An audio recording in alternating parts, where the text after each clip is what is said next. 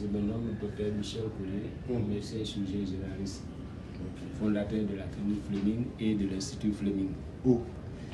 Ici à Koya. Ok, Koya Somaya. Koya Somaya, oui. Bien, docteur, vous avez été le premier médecin à recevoir l'artiste Jacques Mpak dans votre structure sanitaire. Dites-nous dans quelles conditions vous l'avez reçu. Ok, merci, M. Esco. C'était le jour, c'était le combien? Le 21 de ce mois.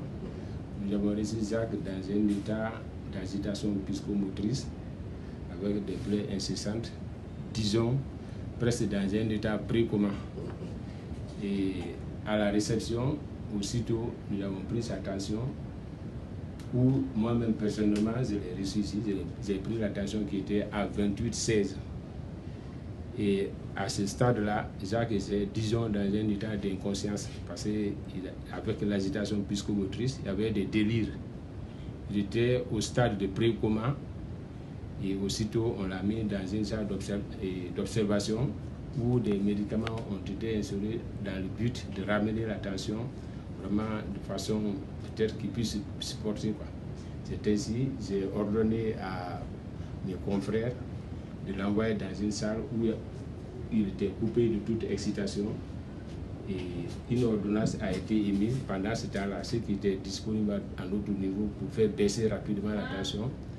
On a administré la nifedipine, Axabank, qui est un médicament qui prévient les accidents vasculaires cérébraux, et un autre antihypertenseur du nom de aminopyrin. C'est à ce stade-là on l'a gardé et on a fait sortir les parents pour qu'ils soient coupés de toute excitation. Et toutes les 30 minutes, la tension était sous contrôle jusqu'à ce qu'il a passé au moins quelque chose de 8 heures avec nous. Et après 8 heures, on est parti contrôler la tension qui était revenue maintenant à ce stade à 17, 11.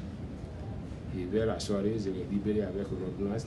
Et le lendemain, il est revenu, on a repris ses examens, parmi lesquels il fallait explorer la fonction rénale, les autres paramètres. C'est à ce stade-là qu'on l'a reçu. Voilà. Alors, vraiment, c'était dans un état critique.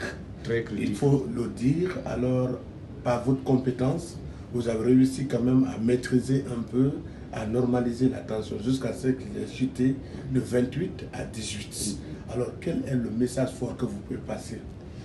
Le message fort que je dois passer à l'intention vraiment de la population, c'est d'abord de se contrôler et chaque fois qu'il y a des signes qu'ils ne comprennent pas, ils n'ont qu'à consulter rapidement à l'hôpital. Ni était sa vigilance, un retard de quelques minutes lui était déjà fatal, quoi. Ouais.